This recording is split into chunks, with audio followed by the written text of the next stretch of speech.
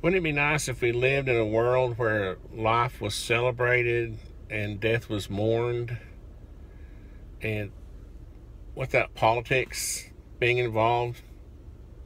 I hate I hate it for the families of the victims out in Las Vegas, that we can't just all grieve or mourn the death, and pray for them and hope for the best and all that, without having to immediately hear the politics.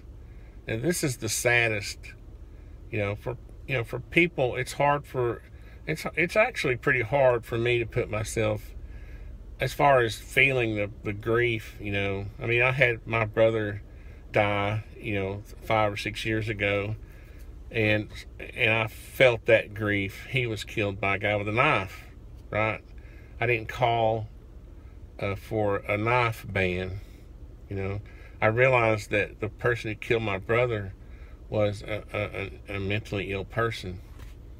But even my brother didn't recognize this guy's mental illness, because he actually took this guy in and let him.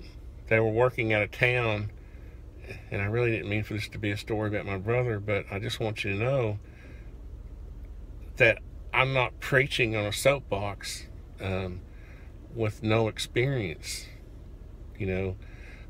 My brother took this guy in. My brother was a superintendent on a project, and this guy came to him, and he was basically homeless and needed a job.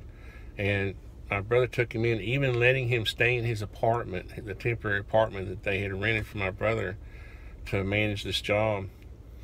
And the guy got on drugs one night and stabbed my brother to death. Now I hate this guy. I can't help it, but I hate him. I don't hate the knife that he used. But the left will take any opportunity, instead of, first of all, mourning and grieving and feeling for the families of the victims. They immediately go to the politics. And I'm sad that I even have to feel like I have to make a video to rebut it, because if we don't, we're just going to be run over by their political arguments. And that's what's really sad. That's sad. And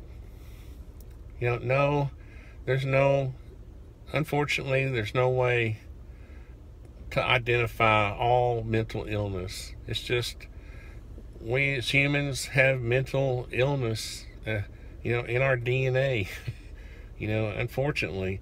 And when someone snaps, they snap. Someone who seems like a perfectly normal human being can snap. This guy, I know people like this guy.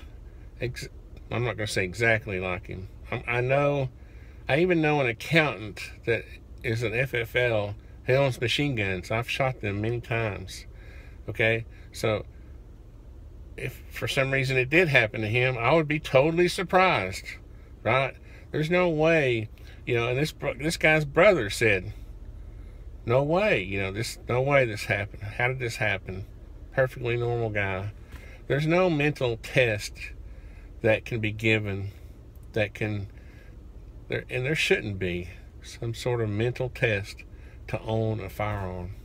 It's just, it's ridiculous. And I can see this guy, like some people I know who have, amassed a little bit of money in their life, and they enjoy firearms, and they have these firearms are legal, to own, so this guy had a single prop plane or whatever. He was retired. He had a little money. He owned some firearms. And so there's always talk about illegal, guns, gun laws, mental health checks.